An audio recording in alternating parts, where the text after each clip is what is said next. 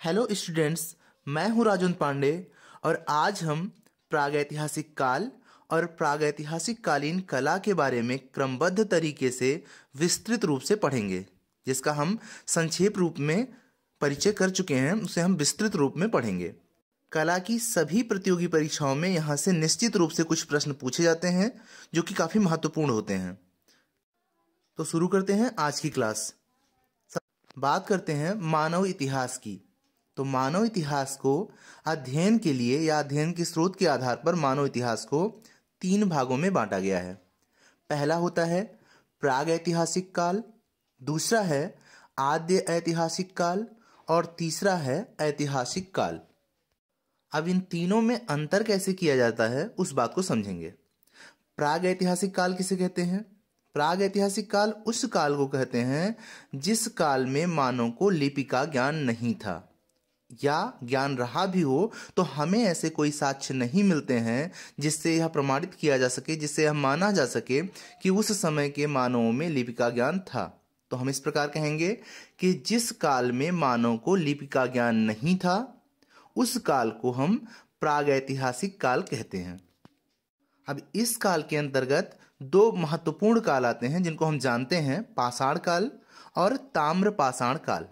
जब मानव केवल पाषाण का उपयोग करता था वो पाषाण काल हो गया, और जब मानव ताम्र का भी उपयोग करने लगा पाषाण के साथ साथ उसे हम ताम्र पाषाण काल कहते हैं। इस काल के दौरान मानव को लिपि का ज्ञान नहीं था, या कम से कम हमें ऐसे साक्ष्य नहीं मिलते हैं जिससे कि हम यह मान सके कि मानव को लिपि का ज्ञान था। दूसरा आद्य ऐतिहासिक काल। इस काल में मानव को लिपि का ज्ञान था परंतु उसे अभी तक पढ़ा नहीं जा सका। इस काल के बारे में अगर हमें जानना है कि कैसे अंतर किया जाता है तो इस काल में मानव को लिपि का ज्ञान था परंतु जितने भी साक्ष्य मिले हैं उन्हें अभी तक डिकोड नहीं किया जा सकता है या अभी तक पढ़ा नहीं जा सका है।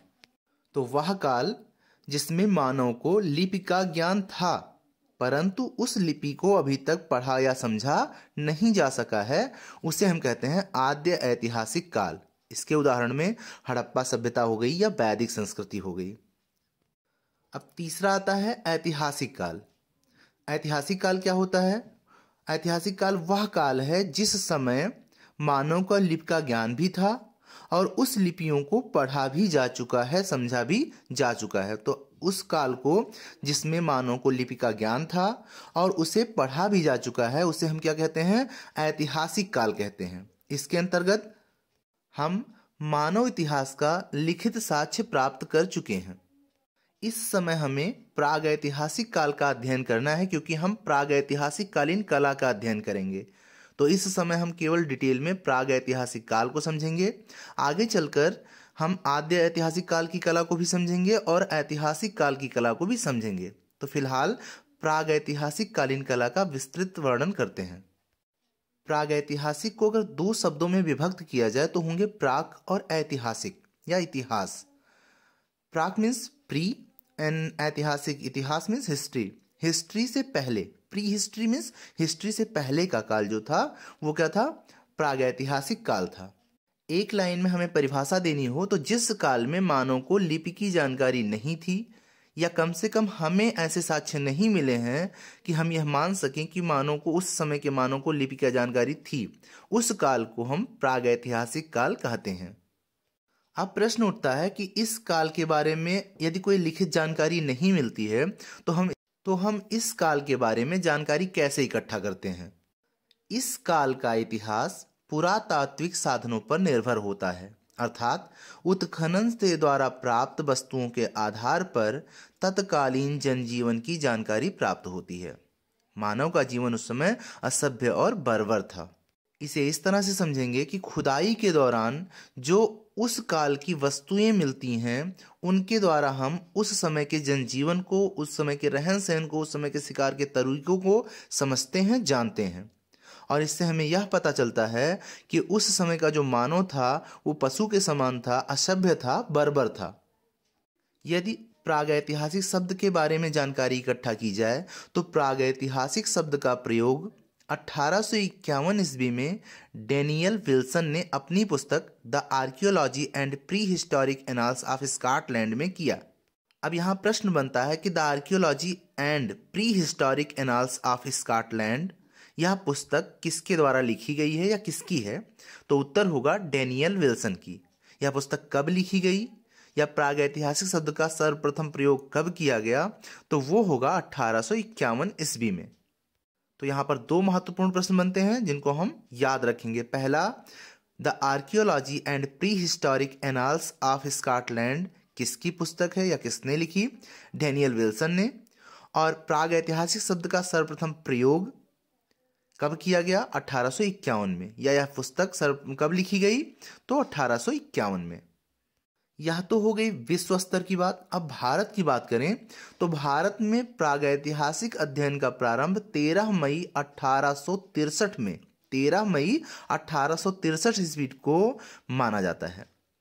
भारत में प्रागैतिहासिक अध्ययन का प्रारंभ 13 मई 1863 ईस्वी को माना जाता है, जब भारतीय सर्वेक्षण विभाग के विद्वान रॉबर्ट ब्रूसफुट, काफी इंपॉर्टेंट नाम है, उसको याद रखेंगे।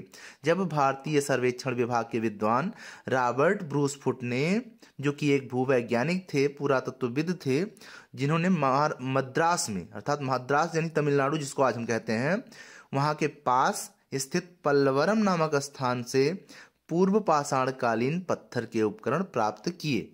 अब यहाँ प्रश्न बनता है कि भारत में प्रागैतिहासिक अध्ययन का प्रारंभ कब हुआ? तो भारत में प्रागैतिहासिक अध्ययन का प्रारंभ 13 मई 1863 ईस्वी को हुआ।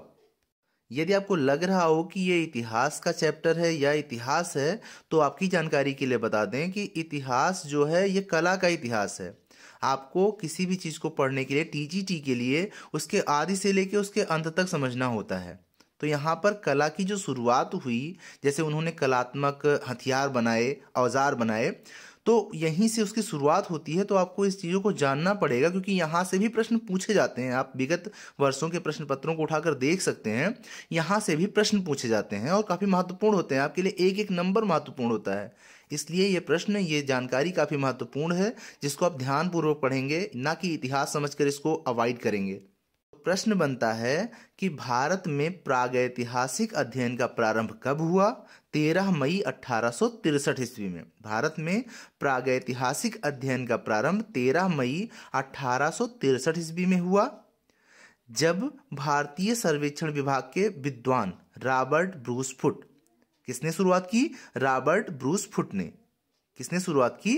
तो रॉबर्ट ब्रूसफुट ने। रॉबर्ट ब्रूसफुट कौन थे? भूवैज्ञानिक थे या पुरातत्वविद थे। और इन्होंने शुरुआत कहाँ से की या सर्वप्रथम प्रागैतिहासिक अध्ययन का प्रारंभ कहाँ हुआ? तो तमिलनाडु राज्य के, जिनको पहले मद्रास कहा जाता था, आज तमिलनाडु कहा जाता है, तमिलनाडु राज्य के पास पल्लवरम नामक स्थान से शुरू हुआ। अब प्रश्न बनता है कि पल्लवरम नामक स्थान पर, जो कि तमिलनाडु में है, वहां पर सर्वप्रथम क्या प्राप्त किया गया था? तो सर्वप्रथम पूर्व पाषाणकालीन पत्थर के उपकरण प्राप्त हुए थे। पल्लवरम भारत में खोजा गया पहला प्रागैतिहासिक कालीन या पुरापाषाणकालीन स्थल है। प्रश्न बनता है कि भारत में खोजा गया पहला प्रागैतिहासिक कालीन या पुरापाषाणकालीन स्थल कौन सा है? तो आप बताएंगे तमिलनाडु राज्य का पल्लवरम स्थान। इसके बाद अगले ही वर्ष सन 1864 ईस्वी में, ये कब हुआ? 1863 में। इसके अगले ही वर्ष यानी कि 1864 ईस्वी में विलियम किंग ने तमिलनाडु के अतिपक्कम नामक स्थान से पत्थर के उपकरण प्राप्त किए। अब पूछा जा सकता है कि अतिपक्कम में पत्थर के उपकरण किसने प्राप्त किए? तो विलियम किंग ने प्राप्त किए। अतिपक्कम कहाँ पे है? तो तमिलनाडु में है। और यहाँ पर किस सन में खुदाई हुई या विलियम किंग ने पत्थर के उपकरण कब प्राप्त किए? तो 1864 ईस्वी में प्राप्त किए। अब भारत में प्रागैतिहासिक काल का जो जनक माना जाता है, उसके इतिहास का जो जनक माना जाता है, वो माना जाता है रॉबर्ट ब्रूसफुट को, क्योंकि इन्होंने ही शुरुआत की थी। भारत में प्राक इतिहास का जनक रॉबर्ट ब्रूसफुट को माना जाता है। यह प्रश्न कई बार परीक्षाओं में पूछा जा चुका है कि भारत में प्राक ऐतिहासिक का जनक किसे माना जाता है? तो भारत में प्राक इतिहास का जनक रॉबर्ट ब्रूसफुट को माना जाता है। यह भी पूछा जा सकता है कि रॉबर्ट ब्रूसफुट की मृत्यु कहाँ हुई, तो रॉबर्ट ब्रूसफुट की मृत्यु कोलकाता में हुई थी। प्राग आगे प्राग ऐतिहासिक काल में मानव की गतिविधियों की जानकारी का मुख्य स्रोत व्यवहार में लाए गए पाषाण उपकरण आदि से है। अर्थात उस समय के मानव की जीवन की गतिविधियों को जानना हो, उनके रहन सहन को जानना हो, उनके तरीकों को जानना हो, उनके शिकार के तरीकों को जानना हो, उनके भोजन के तरीकों को जानना हो, उनकी कला के तरीकों को जानना हो, तो उसके लिए हम पाषाण उपकरणों का प्रयोग करते हैं। जानकारी के लिए हम पाषाण उपकरणों का प्रयोग करते हैं, या पाषाण उपकरणों से ही, उनके द्वारा व्यवहार में लाए गए या प्रयोग किए गए पाषाण उपकरणों से ही हम उस समय के मानव जीवन के बारे में जानते हैं। प्रागैतिहासिक काल के मानव जीवन की गतिविधियों के बारे में जानकारी प्राप्त करते हैं। इसीलिए पाषाण काल को प्रागैतिहासिक काल के अंतर्गत रखा जाता है। अब पूछा जा सकता है, प्रश्न बनता है कि प्रागैतिहासिक काल के मानव के रहन सहन के बारे में हमें कैसे जानकारी प्राप्त होती है, गतिविधियों के बारे में हमें कैसे जानकारी प्राप्त होती है, उनके शिकार के तरीकों के बारे में हमें कैसे जानकारी प्राप्त होती है। तो हम बताएंगे कि उनके द्वारा प्रयोग किए गए, प्रागैतिहासिक कालीन मानव के द्वारा व्यवहार में लाए गए प्रयोग किए गए पाषाण उपकरणों के द्वारा हमें उनकी जानकारी प्राप्त होती है। और उसकी खोज सर्वप्रथम कहाँ हुई? पल्लवरम में हुई। इसके बाद कहाँ हुई? अतिपक्कम में हुई। पल्लवरम में रॉबर्ट ब्रूसफुट ने खोजा था और अतिपक्कम में विलियम किंग ने खोजा था।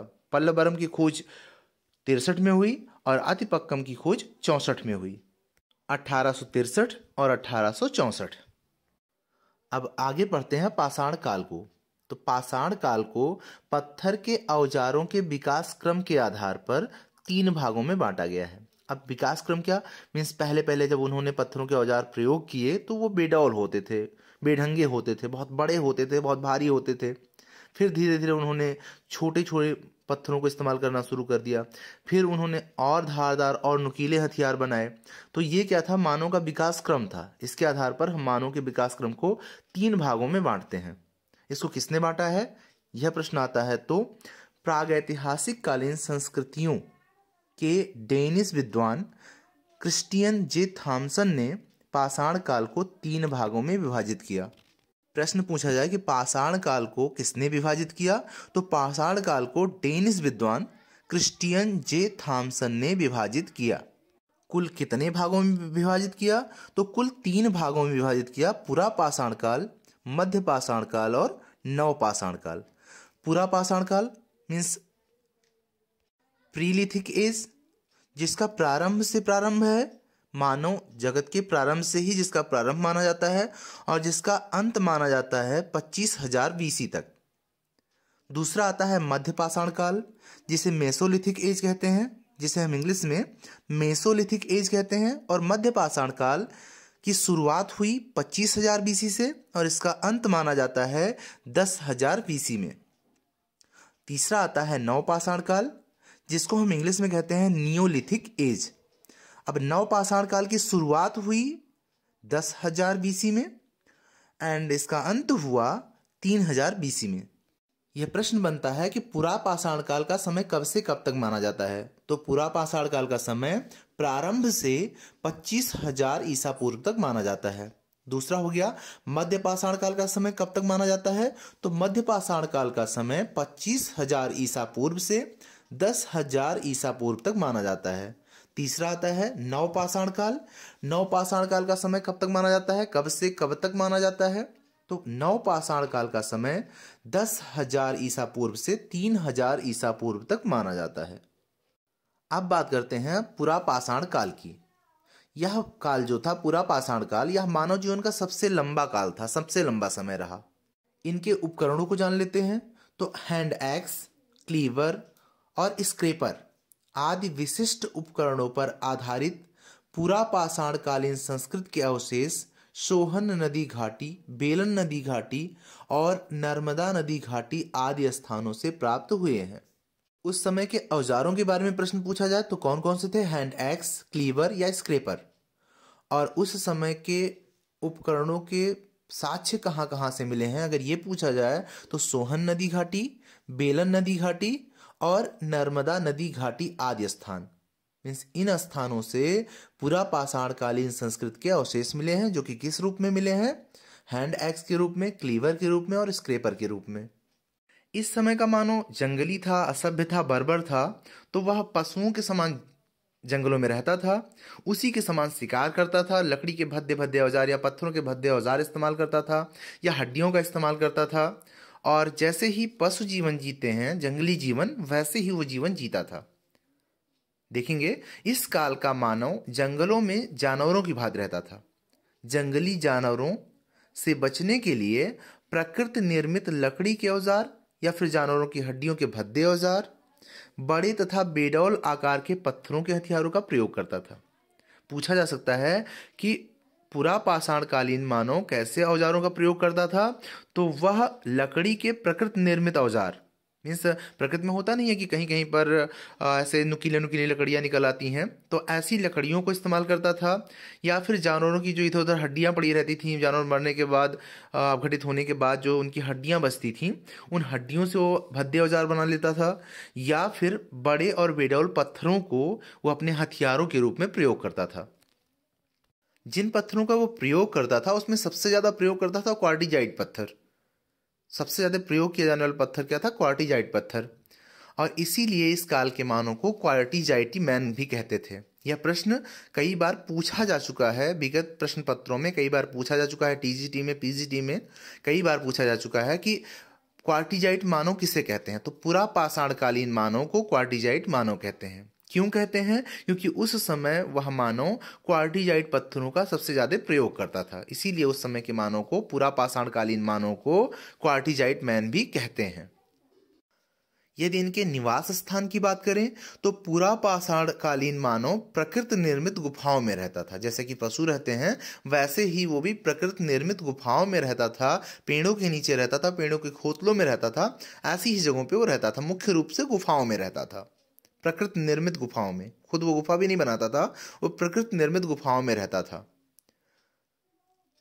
भोजन की बात करें तो पूर्व पाषाणकालीन मानव मुख्य भोजन, जो उनका मुख्य भोजन था वो था शिकार, जंगली जानवरों का शिकार। और वो खाद्य संग्रह के रूप में इस्तेमाल नहीं करता था। कहीं कहीं पर खाद्य संग्रह भी होता था, परंतु उस समय का मानव मुख्य रूप से शिकारों पर निर्भर था।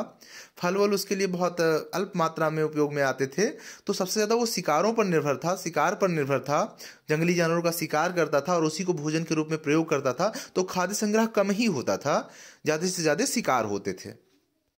अब प्रश्न बनता है कि प्रागैतिहासिक मानव की गतिविधियों के ज़्यादातर साक्ष्य कहाँ से मिलते हैं? तो प्रागैतिहासिक मानव की गतिविधियों के ज़्यादातर साक्ष्य दक्षिण भारत के अंगोला, कुड़ापा और बेल्लारी से मिलते हैं। इसीलिए भूगर्भ शास्त्रियों का मानना है कि प्रागैतिहासिक काल के प्राचीनतम साक्ष्य दक्षिण भारत से ही प्राप्त होते हैं। प्रागैतिहासिक मानव के साक्ष्य कहाँ से प्राप्त होते हैं? तो प्रागैतिहासिक मानव के साक्ष्य दक्षिण भारत से प्राप्त होते हैं। दक्षिण भारत में कहाँ से प्राप्त होते हैं? तो अंगोला, कुड़ापा और बेल्लारी से, मुख्य रूप से बेल्लारी से प्राप्त होते हैं। अब बात आती है आग के आविष्कार की। तो पुरा पाषाणकालीन मानव को आग की जानकारी नहीं थी। अब इसका मतलब ये नहीं होता कि उन्हें आग की जानकारी इस तरह से नहीं थी कि उन्होंने आग देखा नहीं था। वो आग का उपयोग करना नहीं जानते थे, आग जलाना नहीं जानते थे। आग जानते थे पर आग का उपयोग करना, आग जलाना, आग को पैदा करना नहीं जानते थे। आग का उपयोग करना मानव नवपाषाण काल में आकर सीखा। तो उस समय के मानव को आग की जानकारी थी, किंतु आग का उपयोग करना उन्हें नहीं आता था। अब यहाँ से चित्रकारी के प्रमाण बहुत कम ही प्राप्त होते हैं, नहीं प्राप्त होते, ना के बराबर प्राप्त होते हैं। परंतु जो अंतिम चरण था, पुरा पाषाण काल का अंतिम चरण था, जिसे हम उच्च पुरा पाषाण काल कहते हैं, वहाँ से कुछ चित्रकारी के प्रमाण मिलते हैं। तो कहा जा सकता है कि पुरा पाषाण काल के अंतिम चरण में, अर्थात उच्च पुरा पाषाण काल से अपवाद स्वरूप ही चित्रकारी के प्रमाण प्राप्त होते हैं। मतलब ना के बराबर प्राप्त होते हैं, बहुत कम प्राप्त होते हैं। अब आगे उन महत्वपूर्ण साक्ष्यों के बारे में जान लेते हैं जो उच्च पुरा पाषाणकालीन साक्ष्य के रूप में प्राप्त हुए हैं। तो महाराष्ट्र के जलगांव में पटने नामक स्थान पर उच्च पुरा पाषाणकालीन शुतुरमुर्ग के अंडे की खोल मिली है, जिस पर आड़ी तिरछी रेखाएं खींचकर चित्रकारी की गई है, चित्रकारी का प्रयास किया गया है। यह काफी महत्वपूर्ण प्रश्न बनता है। यह प्रश्न कई बार पूछा भी जा चुका है कि महाराष्ट्र मतलब शुतुरमुर्ग के अंडे की खोल पर कलाकारी कहाँ से प्राप्त होती है? तो महाराष्ट्र के जलगांव के पटने नामक स्थान से प्राप्त होती है।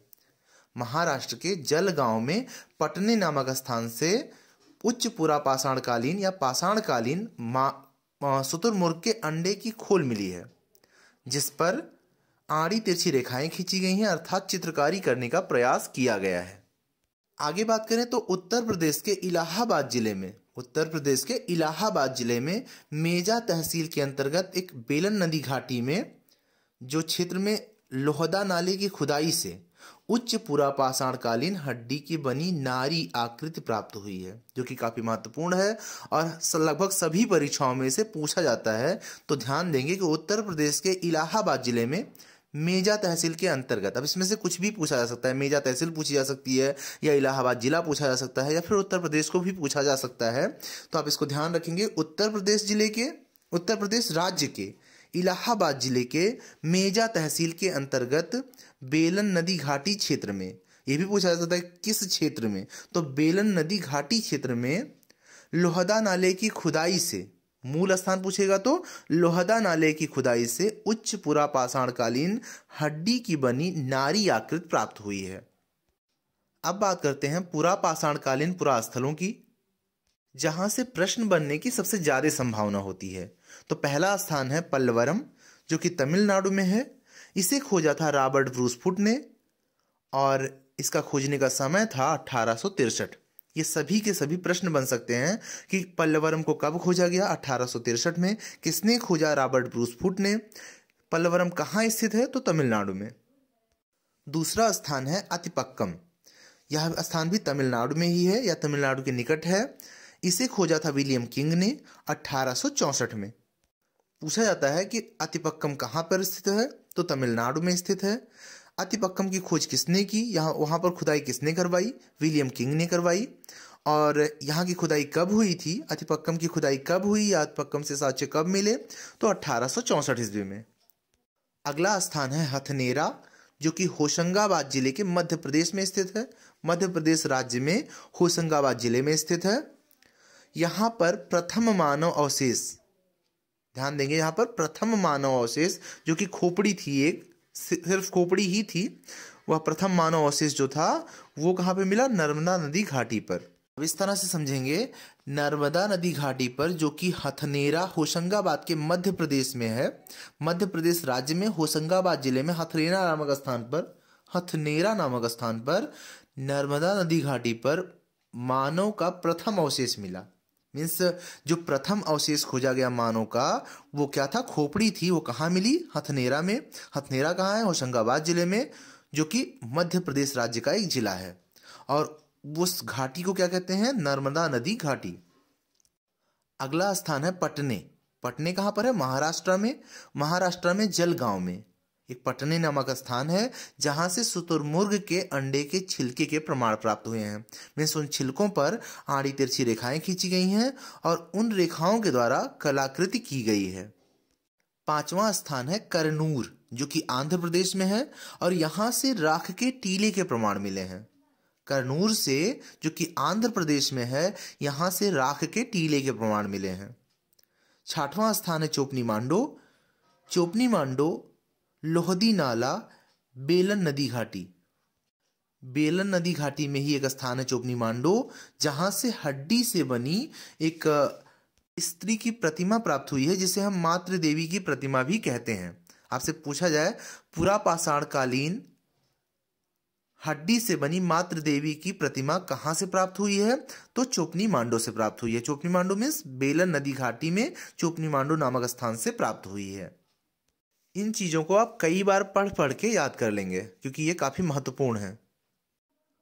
अब बात करते हैं मध्य पाषाण काल की। मध्य पाषाण काल का समय 25,000 ईसा पूर्व से 10,000 ईसा पूर्व तक माना जाता है। 25,000 बीसी से 10,000 बीसी तक। यह भी प्रश्न बन सकता है, इसे भी याद रखेंगे, कब से कब तक माना जाता है। तो मध्य पाषाण काल का समय 25,000 ईसा पूर्व से 10,000 ईसा पूर्व तक माना जाता है। इसे हम मेसोलिथिक एज कहते हैं, इंग्लिश में इसे हम मेसोलिथिक एज कहते हैं। मध्य पाषाण काल को पूर्व पाषाण काल और मध्य पाषाण काल का संधिकाल कहा जाता है। यहाँ पर थोड़ा सा गलत टाइप हो गया है। मध्य पाषाण काल को पूर्व पाषाण काल और नव पाषाण काल का संधिकाल कहा जाता है। मीन्स मध्य पाषाण काल, इसके पहले क्या था पूर्व पाषाण काल, और इसके बाद क्या आया नव पाषाण काल। तो नव पाषाण काल और पूर्व पाषाण काल का संधिकाल है मध्य पाषाण काल। इसीलिए मध्य पाषाण काल को संक्रमण काल भी कहते हैं। संक्रमण काल किसे कहते हैं? मध्य पाषाण काल को। भारत में मध्य पाषाण काल की खोज 1867 ईस्वी में C.L. कार्लाइन ने विंध्यन क्षेत्र में किया था। प्रश्न बनता है कि मध्य पाषाण काल की खोज भारत में किसने की? तो कार्लाइन ने की। कहां पर की? तो विंध्यन क्षेत्र में किया। इस काल की कुछ विशेषताओं को जान लेंगे।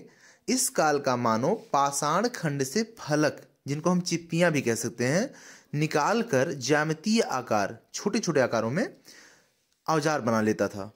अब जब हथियार बड़े होते थे तो उनको चलाना, उनको फेंकना आसान नहीं होता था। इसीलिए मानव ने छोटी छोटी चिप्पियां निकाली, फलकों से चिप्पियां निकाली या पाषाण खंडों से छोटे छोटे फलक, छोटी छोटी चिप्पियां निकाली और उनको ज्यामितीय आकार दिया, जिससे कि उनके हथियार या औजार जो थे वो छोटे छोटे हो गए। और इन छोटे औजारों को हम छोटे औजार कह सकते हैं या माइक्रोलिथिक भी कहते हैं। इस काल को हम माइक्रोलिथिक एज भी कह सकते हैं।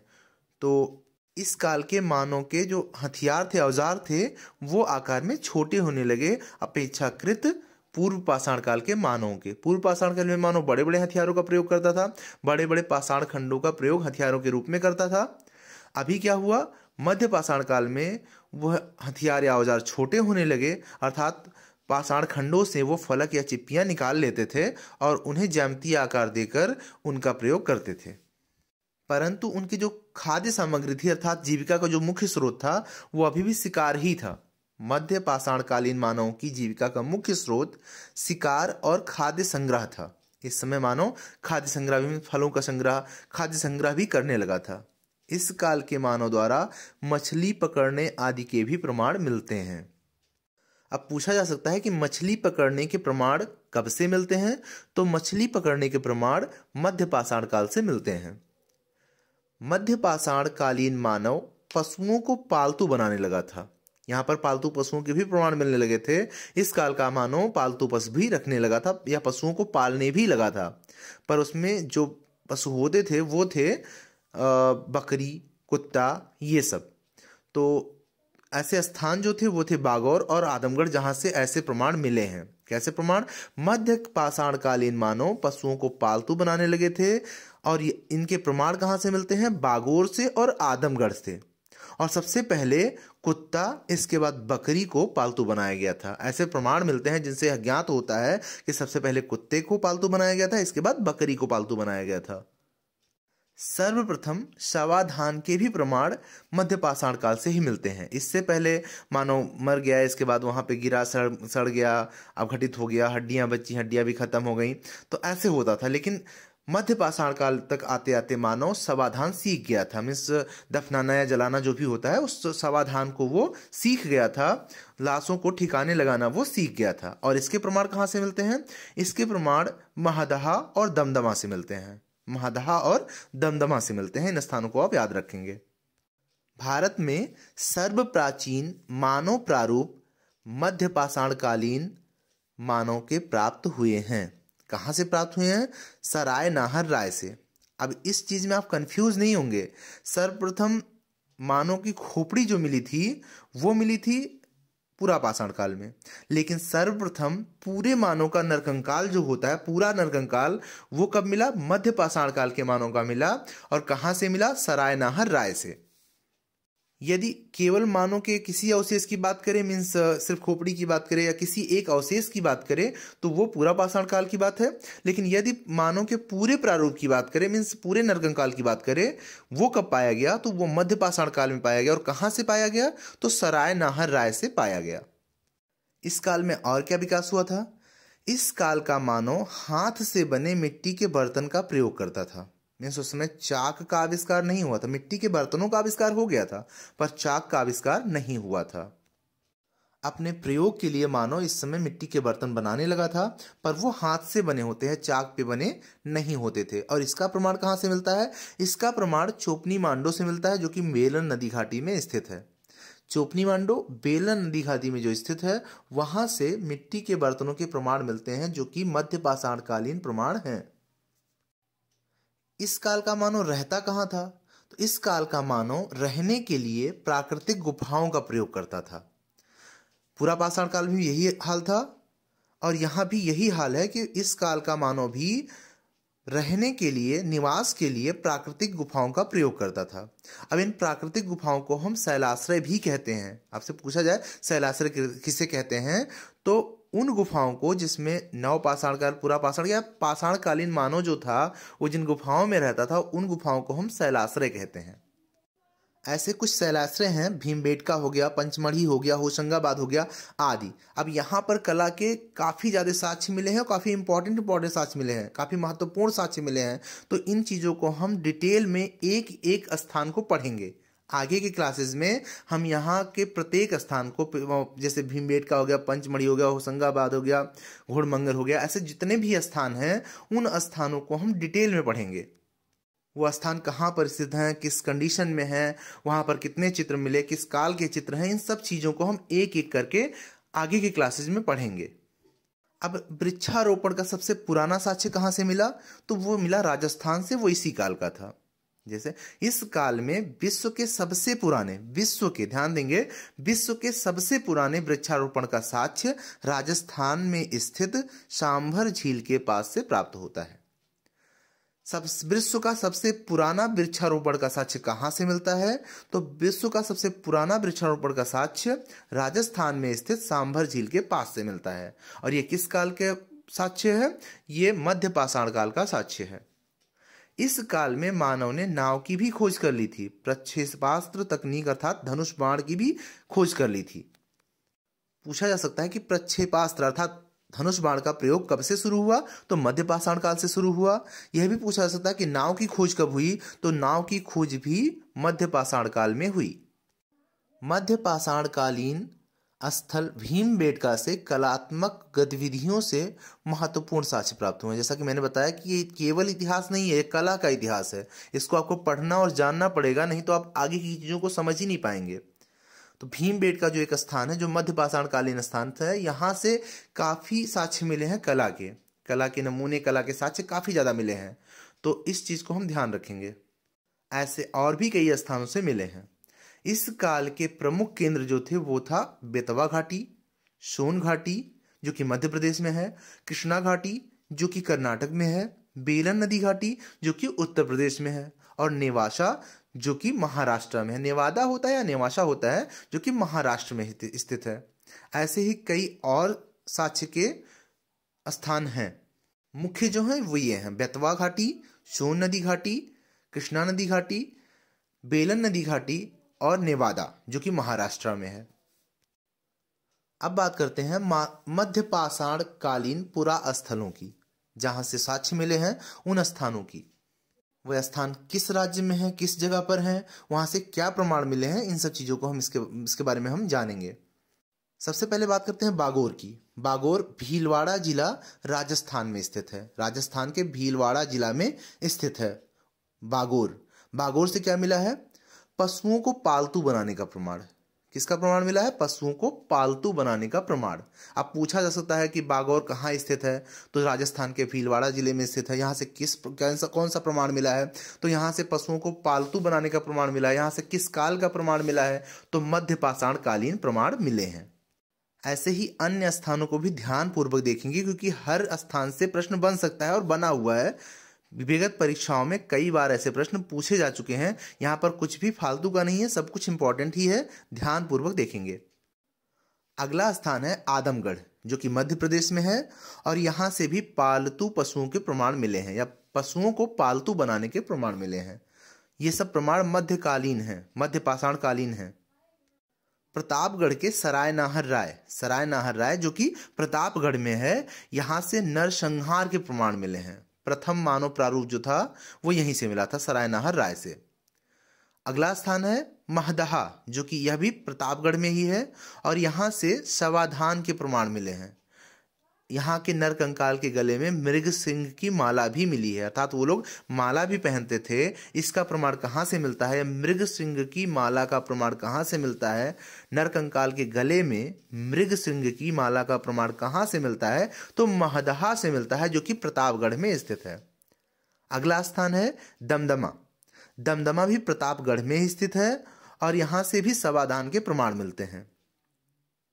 यहाँ पर ऐसा प्रमाण मिला है कि 2-3 शवों को एक ही कब्र में दफनाया गया है, तो इसमें सामूहिक शवाधान का भी प्रमाण मिलता है। अगर पूछ लिया जाए आपसे कि सामूहिक शवाधान या एक ही कब्र में 2-3 लोगों को दफनाए जाने का प्रमाण कहाँ से मिलता है, तो दमदमा से मिलता है। यह कहाँ स्थित है? प्रतापगढ़ में स्थित है। अगला स्थान है चोपनी मांडू, जो कि बेलन नदी घाटी में स्थित है। ये इलाहाबाद के पास स्थित है, इलाहाबाद में स्थित है, जिसे अब प्रयागराज कहा जाता है। तो ये प्रयागराज में बेलन नदी घाटी के पास चोपनी मांडू नामक स्थान है, जहाँ से हाथ से बने मिट्टी के बर्तनों के प्रमाण मिलते हैं। पूछा सकता है कि हाथ से बने मिट्टी के बर्तनों के प्रमाण किस जगह से मिलते हैं? तो इलाहाबाद से। इलाहाबाद में किस जगह से? बेलन नदी घाटी में चोपनी मांडू नामक स्थान है। अगला स्थान है लंघनाज, जो कि गुजरात में है। यहाँ से 14 मानव कंकाल प्राप्त हुए हैं और इसका उत्खनन HD संकालिया ने करवाया था। इसका उत्खनन किसने करवाया था? HD संकालिया। और यहाँ से क्या प्राप्त हुआ है? लंघनाज गुजरात से क्या प्राप्त हुआ है? तो 14 मानव कंकाल प्राप्त हुए हैं, जो कि मध्य पाषाण कालीन साक्ष्य हैं। आगे जानते हैं नवपाषाण काल के बारे में। नवपाषाण काल को उत्तर पाषाण काल भी कहा जाता है, तो नवपाषाण काल या उत्तर पाषाण काल के बारे में जानते हैं। इसको अंग्रेजी में हम नियोलिथिक एज कहते हैं, नियोलिथिक एज। और इसका प्रारंभ 10,000 BC अर्थात 10,000 ईसा पूर्व से 3,000 BC अर्थात 3,000 ईसा पूर्व तक था। इसका प्रारंभ हुआ 10,000 BC में और अंत हुआ 3,000 BC में। ऐसा माना जाता है कि 10,000 BC से नवपाषाण काल की शुरुआत हुई और 3,000 BC तक के समय को नवपाषाण काल माना जाता है। नवपाषाण काल के बारे में जानते हैं। इस काल तक मानव दक्षिण भारत से संपूर्ण भारत में फैल चुका था, किंतु उसकी गतिविधियों का प्रधान केंद्र कर्नाटक राज्य का बेल्लारी क्षेत्र था। पूछा जा सकता है कि नवपाषाण कालीन मानव का गतिविधियों का प्रधान केंद्र क्या था? तो वो कर्नाटक का बेल्लारी राज्य था। मनुष्य में अस्थायी निवास की प्रवृत्ति सर्वप्रथम नवपाषाण काल से प्रारंभ हुई। अब इसका क्या मतलब है? इसका मतलब है कि इससे पहले मानव इधर उधर घूमता रहता था, चलता रहता था, घुमक्कड़ होता था। वो एक स्थान पर रुकता नहीं था, गुफाओं या कंदराओं में रह लेता था, सो लेता था, अपने भोजन की तलाश में इधर उधर चलता रहता था, शिकार करता रहता था और आगे बढ़ता रहता था। मीन्स एक जगह स्थिर होकर नहीं रहता था। लेकिन नवपाषाण काल तक आते आते मानव में अस्थायी निवास की प्रवृत्ति आ गई, अर्थात वो अपने मकान बनाने लगा, एक जगह पर निवास करने लगा, अपना निवास एक जगह बनाने लगा, मीन्स एक जगह रुक कर निवास करने लगा। भारत के संदर्भ में सर्वप्रथम प्राचीन बस्ती का प्रमाण नवपाषाण काल से ही प्राप्त होता है। और कहाँ से प्राप्त होता है? मेहरगढ़ से, जो कि पाकिस्तान में है। मेहरगढ़ पाकिस्तान में। भारत में सर्वप्रथम प्राचीन बस्ती का प्रमाण नवपाषाण काल से प्राप्त होता है। और यह कहाँ से प्राप्त होता है? मेहरगढ़ से, जो कि पाकिस्तान में, इस समय पाकिस्तान में स्थित है। नवपाषाण कालीन विशेषताओं में इन चीज़ों को जानेंगे कि नवपाषाण कालीन मानव ने कृषि कार्य करना शुरू कर दिया था। नवपाषाण कालीन मानव कृषि की खोज कर लिया था, कृषि करने लगा था, जिसके प्रमाण हमें कहाँ कहाँ से मिलते हैं? लहुरा देवा से मिलते हैं, मेहरगढ़ से मिलते हैं और कोल्डिहवा से मिलते हैं। अब इस समय पत्थर के औजार जो होते थे उनसे घर्षण करके फसलों को काटा जाता था। तो कहा जा सकता है कि कृषि कार्य की शुरुआत या कृषि की खोज नवपाषाण काल में हुई और उनके मुख्य स्थान जो हैं, जहाँ से उनके साक्ष्य मिलते हैं, वो हैं लहुरा देवा, मेहरगढ़ और कोल्डिहवा, जहाँ से नवपाषाण कालीन मानव के कृषिगत कार्य के साक्ष्य प्राप्त होते हैं। इस काल का मानव आग का उपयोग करना सीख चुका था, चाक से बने मिट्टी के बर्तनों को पकाने तथा मांस को पकाकर खाने के लिए प्रयोग करने लगा था। मीन्स चाक का जो आविष्कार हुआ वह भी नवपाषाण काल में हुआ। यह पूछा जा सकता है कि चाक का आविष्कार किस काल में हुआ? तो चाक का आविष्कार नवपाषाण काल में हुआ। और पकाकर, बर्तनों को पकाकर उसमें मांस पकाना या उसमें भोजन को पकाकर खाना, यह कब शुरू हुआ?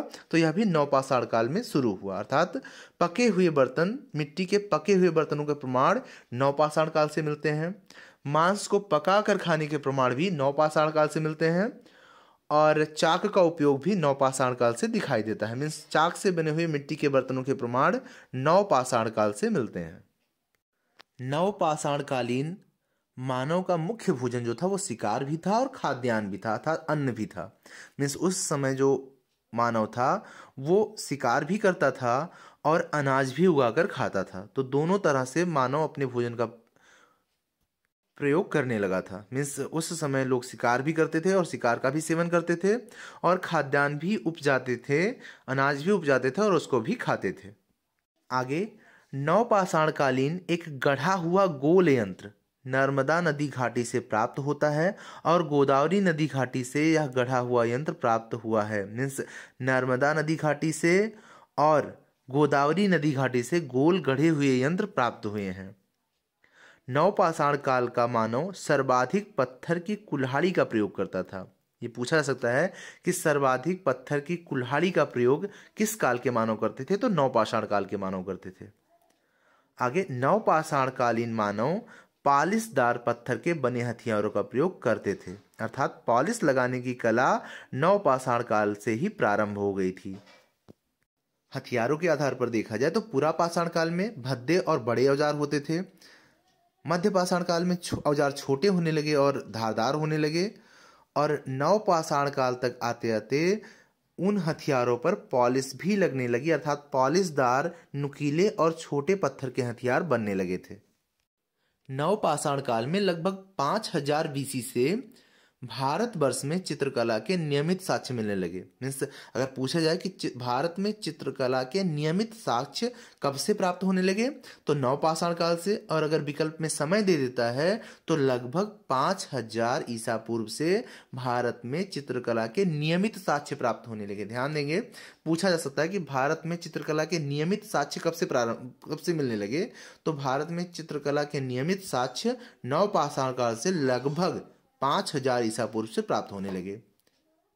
यदि नियमित की बात ना की जाए तो उच्च पुरापाषाण काल से ही प्राप्त होने लगे थे, लेकिन नियमित रूप से नवपाषाण काल में प्राप्त हुए, वो भी लगभग 5000 बीसी से। इस प्रकार हमारी चित्रकला की प्राचीनता 5000 बीसी है, अर्थात 7000 वर्ष है। 5000 उधर और 2000 इधर, मीन्स 7000 वर्ष पूर्व से हमारी कला का इतिहास है। अब पूछा जा सकता है कि भारतवर्ष में नियमित कला के नियमित साक्ष्य का इतिहास कितना पुराना है, तो 7000 वर्ष पुराना है। अब नवपाषाण काल की कुछ मुख्य विशेषताओं की बात करते हैं, तो उसमें था अस्थायी निवास। प्राचीन बस्तियों के प्रमाण मिले हैं जो कि गोलाकार या आयताकार होते थे। तो अगर पूछा जाए, प्रश्न बनता है यहाँ से कि अस्थायी निवास की प्रवृत्ति मानव में कब आई, तो अस्थायी निवास की प्रवृत्ति आई नवपाषाण काल में। अगला है कृषि का प्रारंभ। मानव कृषि का प्रारंभ कब शुरू किया, तो नवपाषाण काल में। आग का उपयोग, आग की जानकारी तो पुरापाषाण काल में ही थी, लेकिन आग का उपयोग करना मानव कब सीखा, तो वो नवपाषाण काल में सीखा। अगला है पहिए का प्रयोग।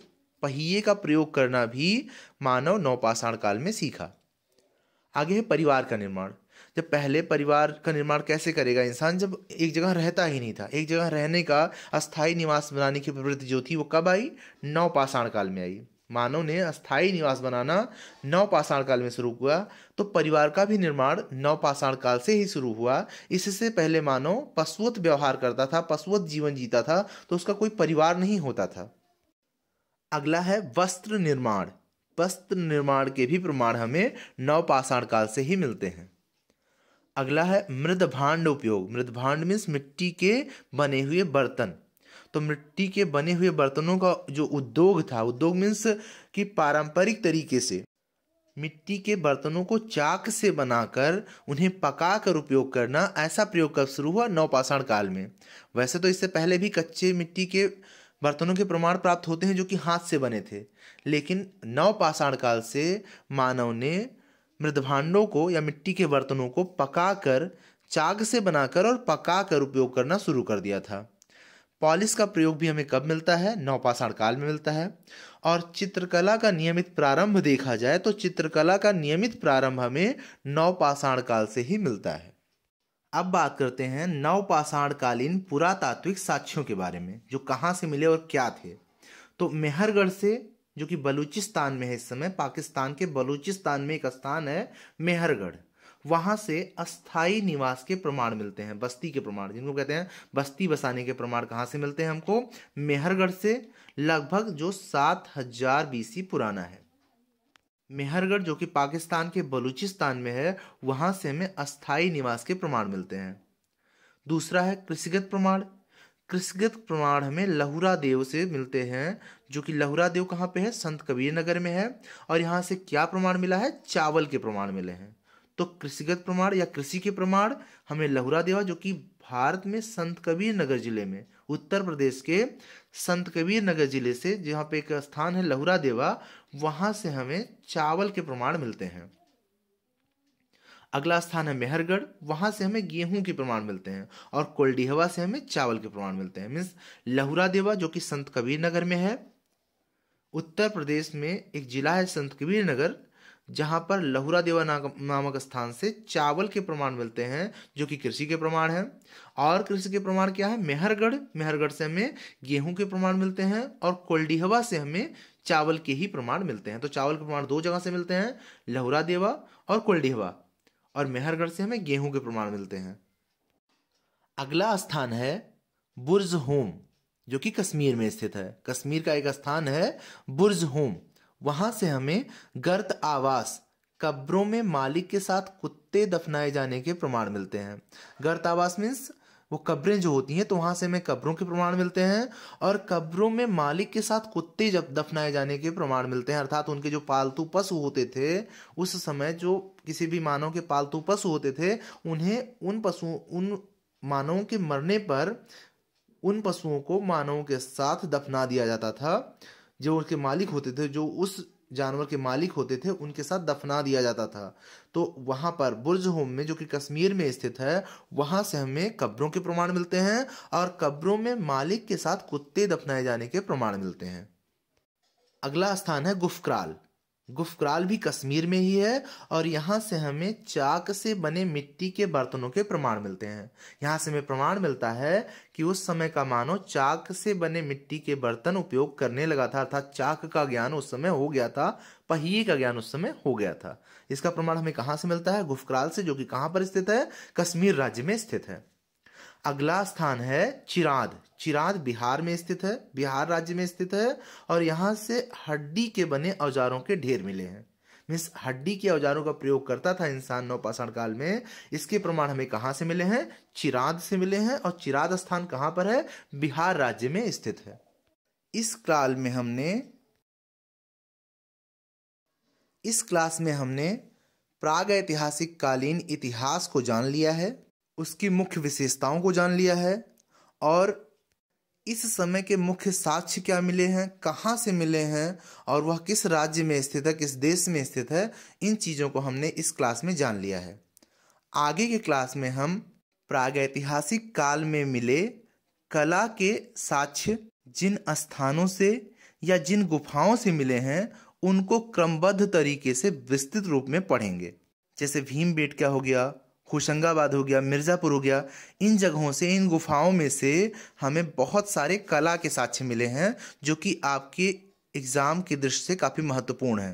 जैसे भैंसे का चित्र हो गया, सांड का चित्र हो गया, शिकारियों के झुंड का चित्र हो गया, घुड़सवार का चित्र हो गया, या गाड़ी खींचते हुए, मधुमक्खी के छत्ते का चित्र, गीत का चित्र, मनोरंजन का चित्र। तो ये सब चित्र जो मिले हैं इन गुफाओं में, इनके बारे में जानेंगे, जहाँ से सबसे ज़्यादा प्रश्न बनते हैं। आप कोई भी कला से संबंधित परीक्षा का प्रश्न पत्र उठाकर देखेंगे, वहां से इन सब चीज़ों से जरूर प्रश्न पूछे गए होंगे। और एक से ज़्यादा 10-5 क्वेश्चन भी पूछे जाते हैं वहां से, कि इन स्थानों से कौन सा चित्र मिला है, या यह चित्र कौन से स्थान से मिला है। तो इन सब चीज़ों को हम आगे के क्लास में पढ़ेंगे। मिलते हैं अगले क्लास में। तब तक अगर आपको ये वीडियो यूजफुल लगी तो इसे लाइक करें और अपने उन मित्रों को शेयर करें जो इनका लाभ उठा सकें। लगातार कला की क्लासेस पाने के लिए आप इस चैनल को सब्सक्राइब भी कर सकते हैं। धन्यवाद।